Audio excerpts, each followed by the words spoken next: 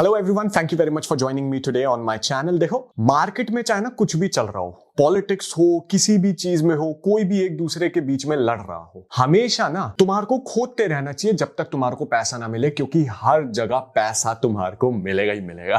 तो अगर चैनल पर नए आए हो, सोरस वगैरह के बारे में सब कुछ तुम्हारे को पहले से ही पता है, तो तुम इस टाइम स्टैम्प पर जा सकते हो, but I would highly recommend कि तुम ये वीडियो देखो यहां पर भी, वरना तुम्हारे को ऐसा लगेगा कि मैं बायस्ड हूं। देखो, मैं बायस नहीं हूं, बायस वाली वीडियो मैं डेफिनेटली बनाऊंगा, लेकिन अभी के लिए नहीं। अभी के लिए मेरे को एक नया पर्सपेक्टिव देना है तुम्हारे को, जिससे तुम शायद अपना पैसा बचा पाओगे, और अगर पैसा नहीं बचा रहे हो तो कम से कम तुम्हारे को पता तो होगा कि चल क्या रहा है। तो जॉर्ज सोरस, इनको बहुत सारे नामों से जाना जाता है, बट ज्यादातर नाम नेगेटिव कॉनोटेशन में ही है, and he certainly earned it. बहुत ज्यादा पावरफुल है, ये बिलियनियर है, बहुत ज्यादा ओपिनियनेटेड है। हमारे फॉरेन मिनिस्टर ने अभी ये चीज बोली दी है, और उनके हिसाब से डेंजरस भी है। कुछ लोग इस चीज से डिसएग्री करेंगे, but I am not talking about that today. अगर स्ट्रिक्टली पॉलिटिकल लेंस हटा के इनको ऑब्जेक्टिव लेंस से देखें तो ये एक बिजनेसमैन है, इन्वेस्टर है और फिलैंथ्रोपिस्ट है। इनका खुद का एक हेज फंड है, जिसमें ये पिछले 40 साल से 20% का CAGR कमा रहे हैं। That is mind bogglingly insane. ये बंदा हर 3.5 साल में अपने पैसे को डबल कर रहा है पिछले 40 साल से। बहुत कम ऐसे लोग हैं जो ये काम कर पाते हैं। And over and above all that, ये शायद दुनिया के सबसे ज्यादा कंट्रोवर्शियल इंसानों में से एक है। ऐसा क्यों है? वेल, वो चीज तुम्हारे को पता लगती है जब तुम इनको पॉलिटिकल लेंसेज से देखते हो। और पॉलिटिकल लेंसेज पे अगर तुम देखोगे तो तुम्हारे लिए हीरो भी हो सकते हैं और तुम्हारे लिए विलन भी हो सकते हैं, डिपेंडिंग ऑन तुम किस स्पेक्ट्रम में खड़े हो रहे हो। मैं तुम्हारे को सिर्फ कुछ फैक्ट्स बता दूंगा, उसके ऊपर जो डिसीजंस तुम्हारे को खुद बनाने अपने हिसाब से बना लेना। जॉर्ज सोरोस दुनिया की some of the biggest currency crisis के सिंगल हैंडेड जिम्मेदार माने जाते हैं। उनकी खुद की कंट्री ऑफ ओरिजिन के प्राइम मिनिस्टर यानी हंगरी के प्राइम मिनिस्टर ने उनके ऊपर एक लॉ बना रखा है, स्टॉप सोरोस लॉ। ये क्या है मैं इसके डिटेल में नहीं जाऊंगा, क्योंकि वो कंट्रोवर्शियल वाली चीज है और उसके लिए मैं अलग से वीडियो बनाऊंगा। Subscribe and press the bell icon if you don't want to miss that. George Soros एक फिलैंथ्रोपिस्ट भी है, और ये बहुत सारा पैसे दुनिया की मल्टीपल ऑर्गेनाइजेशंस को गिव अवे करते हैं अपनी खुद की चैरिटी के जरिए, ओपन सोसाइटी फाउंडेशन के जरिए, जो कि शॉर्ट में बोले तो ऑन पेपर एटलीस्ट एक डेमोक्रेसी और ओपन सोसाइटी को प्रमोट करने वाली फाउंडेशन है। अभी देखो, आजकल न्यूज में ना बहुत ज्यादा बात फैली हुई है कि जॉर्ज सोरोस हमारे देश की करंट गवर्नमेंट, करंट एस्टैब्लिशमेंट को बिल्कुल पसंद नहीं करते हैं और उसको बहुत टाइम से टॉपल करना चाहते हैं। ये बात मैं नहीं बोल रहा हूं, ये जॉर्ज सोरोस ने खुद बोली है अपने इंटरव्यूज में, अभी रिसेंटली भी, और उससे पहले 1 साल पहले उन्होंने $1 बिलियन लिटरली प्रेस कॉन्फ्रेंस में बोला था कि मैं कमिट कर रहा हूं इंडिया में नेशनलिस्ट को हराने के लिए। सो ये वाली चीज उन्होंने खुद बोली हुई है। मैं इस चीज में या तुम इस चीज में किसी भी तरीके का डिस्प्यूट नहीं कर सकते। लेकिन रिसेंटली जो इंटरव्यू हुआ है उसमें जॉर्ज सोरोस ने जो बोला, ऐसा बहुत सारे लोग बोल रहे हैं कि इसने हक दिया है यहां पे। बहुत सारे न्यूज मीडिया रूम, जो लेफ्टिस्ट किस्म के न्यूज मीडिया रूम है, वो ये बोल रहे हैं कि ये टीम बी है मोदी की, या फिर राहुल गांधी टीम ए है, टीम बी सोरस है, और ये कुछ ना कुछ करके the force is with the current establishment, की जब भी उनको बैक फुट पर वो होते हैं उनके साथ कुछ ना कुछ हो सकता है। क्योंकि if there is one thing we Indians hate more than we love Modi, मैं मोदी के सपोर्ट में नहीं बोल रहा हूं, मैं इन जनरल बोल रहा हूं, क्योंकि भैया वो जीत रहा है elections, okay. So if there is one thing we hate more than we love Modi is a foreigner telling us what to do and what's right for us. ये सत्य है, हमारे ऊपर कॉलोनियल बैगेज है पिछले 1000 साल का, और हमारे को बिल्कुल पसंद नहीं आता है कि कोई बाहर वाला हमको समझाए कुछ भी। और कई एक्सपर्ट्स, पॉलिटिकल एक्सपर्ट्स वगैरह का कहना है कि इसकी वजह से मोदी को 2024 इलेक्शन में मदद होने वाली है। मैंने खुद लिंक्डइन और ट्विटर पर इस बारे में पोस्ट किया था, बिल्कुल यही चीज लिखते हुए, फॉलो मी एवरीवेयर, यहां लिंक तुम्हारे को डिस्क्रिप्शन में मिल जाएंगे। लेकिन फिर ना मेरा थोड़ा सा दिमाग चला, 92 साल का है जॉर्ज सोरोस, लेकिन बेवकूफ तो नहीं है, कम से कम बेवकूफ नहीं है, बहुत ज्यादा शातिर बिजनेसमैन है।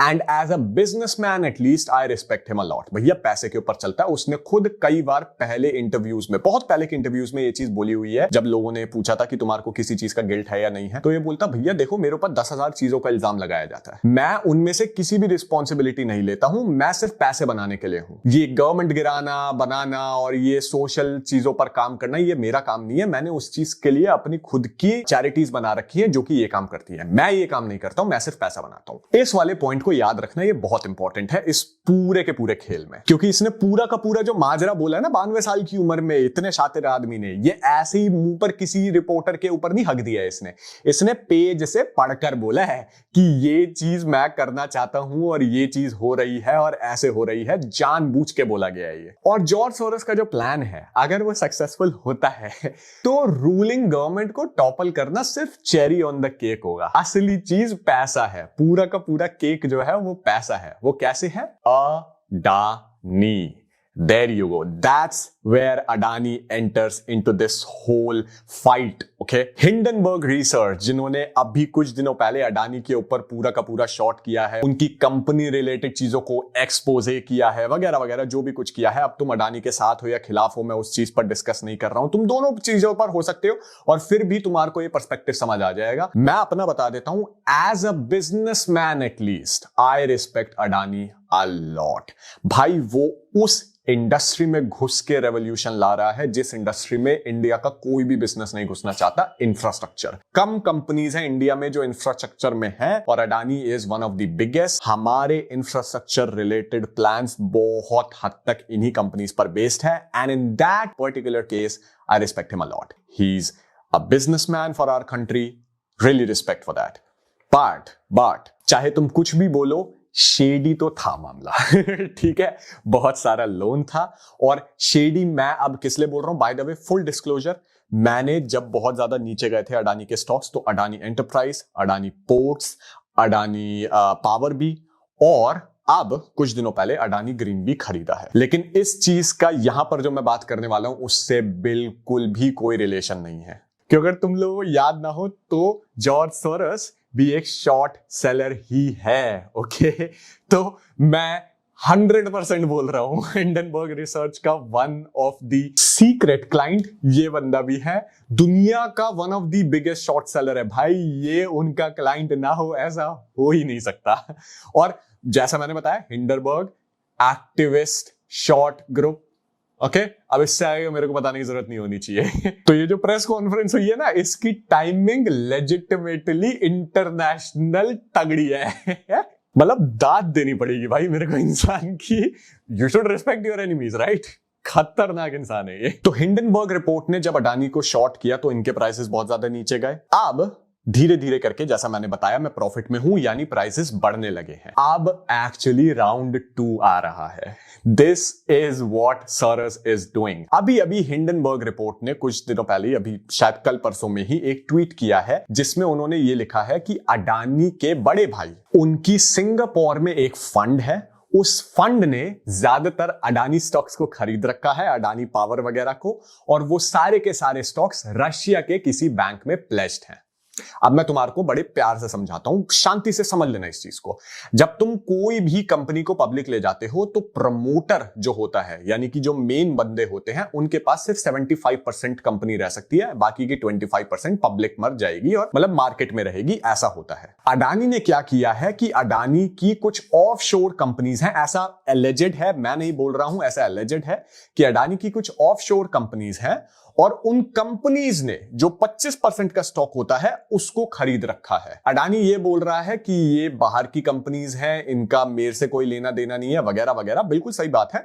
लेकिन वो ऑफशोर कंपनीज इसके बहुत क्लोज वाले रिलेटिव्स के पास में है। तो अब ये समझ लो, उन्हीं में से एक ऑफशोर कंपनी अडानी के भैया जी के पास है, जो कि सिंगापुर में रहते हैं। उनका अडानी की कॉरपोरेशन से कोई लेना देना नहीं है, अडानी ने ये चीज साफ साफ बोली हुई है। और उनका एक फंड है वहां सिंगापुर में, उस फंड ने अडानी के 4 या 5 बिलियन डॉलर्स के स्टॉक्स को खरीदा हुआ है। तो टेक्निकली वो अडानी के, मतलब हिंडनबर्ग ये बोल रहा है कि ये टेक्निकली अडानी की ही फैमिली में हो गया। और वो जो 4 या 5 बिलियन डॉलर के जो स्टॉक्स हैं जो उस फंड ने खरीदे हुए हैं, वो किसी रशियन बैंक के अंदर प्लेज हो रखे हैं, यानी कि उन पर भी लोन लिया गया हुआ है, ऐसा हिंडनबर्ग बोल रहा है। तो इसका मतलब जो प्लेज्ड प्रोमोटर होल्डिंग तुमने दिखा रखी है, ये हिंडनबर्ग बोल रहा है अडानी को कि तुमने जितने स्टॉक्स पर जितना लोन ले रखा है वो गलत दिखा रखा है, क्योंकि टेक्निकली ये भी तुम्हारा ही है, तुम इसको कंट्रोल कर रहे हो। ये जो 25% बचा हुआ है उसमें से बहुत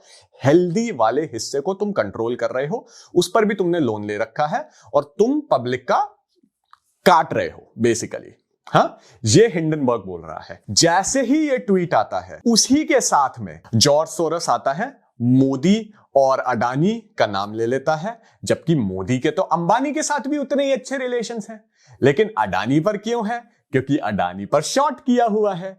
तो ये सेकंड राउंड चल रहा है सिर्फ ये अब और ज्यादा पैसा, क्योंकि इन्होंने शॉर्ट कवरिंग की है। ये जो स्टॉक एकदम से अडानी के ऊपर बढ़े हैं ना, इसे बोलते हैं शॉर्ट कवरिंग, यानी कि जो स्टॉक्स हमने बेचे थे उन पर हमने प्रॉफिट कमा लिया, अब वो स्टॉक खरीद के वापस भी तो देने हैं ना, तो इन्होंने खरीद के वापस दे लिए, प्रॉफिट तो आ गया, इस वजह से अडानी के स्टॉक दोबारा बढ़ने लग गए। लेकिन अब दोबारा से पैसा कमाना है, क्योंकि अब ये पीछे लग गए हैं उसके। अब मैं ये नहीं बोल रहा हूं कि ये गलत कर रहे हैं सही कर रहे हैं, देखो भैया मार्केट में सब सही होता है as long as someone is making money. इसमें तुम नेशनलिज्म घुसाओ, कुछ भी घुसाओ कि जो होता है ये हमारे देश के बिजनेसमैन के पीछे पड़े। मैंने जैसा बोला, मैं अडानी को सपोर्ट करता हूं, I respect the guy, but देखो तुमने जो ये कर रखा था काम गलत तो कर रखा था। तुम सिर्फ कंपनी के ऊपर पूरा कंट्रोल, ऐसा नहीं है कि इनको कोई पैसे कमाने की चौड़ थी, पैसा ये अब भी उतना ही कमाते, लेकिन इनको सिर्फ कंपनी का कंट्रोल नहीं खोना था अपनी का, उसकी वजह से इन्होंने ये शेडी प्रैक्टिसेस कर रखी थी, and that is coming to bite them in the butt. Basically यही हो रहा है। तो अब ये पीछे लग गए हैं शॉर्ट सेलर, और जब शॉर्ट सेलर किसी कंपनी के पीछे लगते हैं ना, तो वो तुम्हारी लेके रखते हैं बहुत बुरे तरीके से। और ये वाली चीज पहले एक बार टेस्ला के साथ हो चुकी है, और इलॉन मस्क इसी वजह से शॉर्ट सेलर से बहुत ज्यादा नफरत करता है।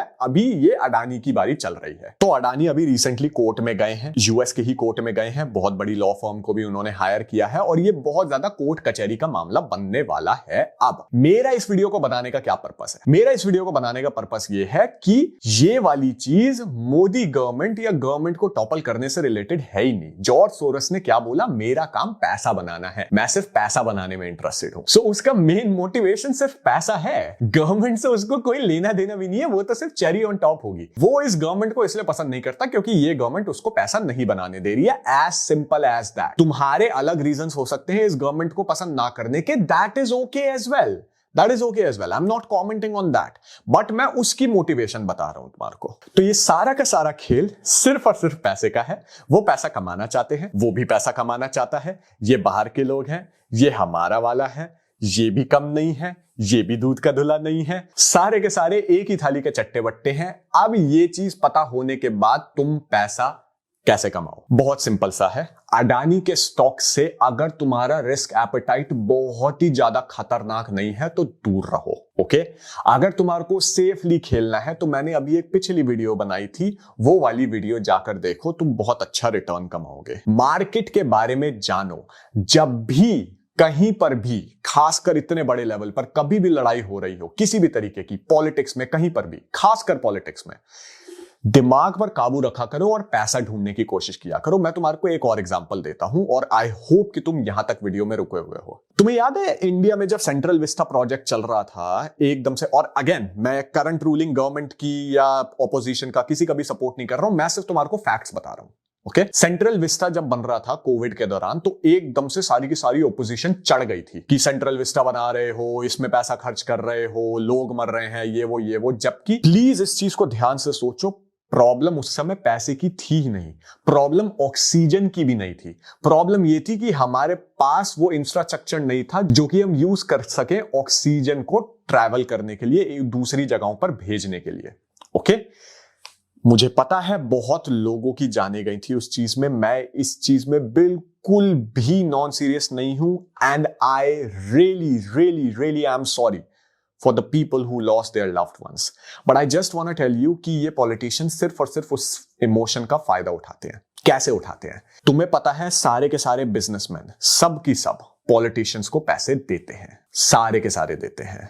चाहे वो टाटा हो, अंबानी हो, अडानी हो। टाटा सबसे ज्यादा यूएस की जितने भी आईवी लीग कॉलेजेस हैं उनमें इन्वेस्ट करता है अपना पैसा, और क्योंकि वहां वो पैसा इन्वेस्ट करते हैं तो उनके ऊपर हमेशा अच्छा पीआर होता है। Again I respect Tata as well as a businessman and he has done a very good job at PR. Okay तो सेंट्रल विस्टा प्रोजेक्ट जो आ रहा था वो टाटा के अंदर था। उस समय तुम अगर थोड़ा सा खोद के देखोगे तो तुम्हारे को पता लगेगा कि टाटा ने कुछ हद तक सारी की सारी ऑपोजिशंस को पैसा देने से और फंड करने से मना कर दिया था, बिकॉज दे वर सेइंग कि तुम इलेक्शंस तो वैसे भी नहीं जीत रहे हो। उस ही समय सेंट्रल विस्टा प्रोजेक्ट पर हाहाकार मच गया सारी की सारी पॉलिटिशियंस से। ये सिर्फ और सिर्फ टाटा को एक मैसेज था, बेटा दूध के धुले तुम भी नहीं हो। ठीक है, तुम्हारी भी उतनी ही बुरी ली जा सकती है जितनी अडानी और अंबानी की ली गई है। चुपचाप जैसा चल रहा है वैसा चल लेने दो, वरना तुम्हारे भी प्रोजेक्ट्स में ऐसी तैसी होगी। टाटा का नाम नहीं लिया गया क्योंकि सिर्फ वार्निंग देनी थी, लेकिन जितने समझदार लोग थे उनको सबको पता है क्या हो रहा था। सो पॉलिटिक्स, बिजनेस, पैसा, ये सब की सब इंटरकनेक्टेड होते हैं मार्केट से हद से ज्यादा। जहां भी पॉलिटिक्स देखो सबसे पहले पैसा ढूंढा करो। That is the teaching of this video today. I hope this video added value to your life. अपने दोस्तों के साथ इस चीज को शेयर करो क्योंकि ये पर्सपेक्टिव बहुत बहुत बहुत ज्यादा जरूरी है लोगों को समझने के लिए। पॉलिटिकल पार्टीज तुम्हारे इमोशंस का सिर्फ और सिर्फ फायदा उठाती हैं। एक दूसरे से लड़ा मत करो, एक दूसरे के साथ पैसा ढूंढने की कोशिश किया करो। Like this video if you liked it, dislike it if you didn't, subscribe कर लो, ऐसी वीडियोस मैं बनाता रहता हूं। Thank you very much again and bye bye, टाटा, सी यू, पीस, चीयर्स।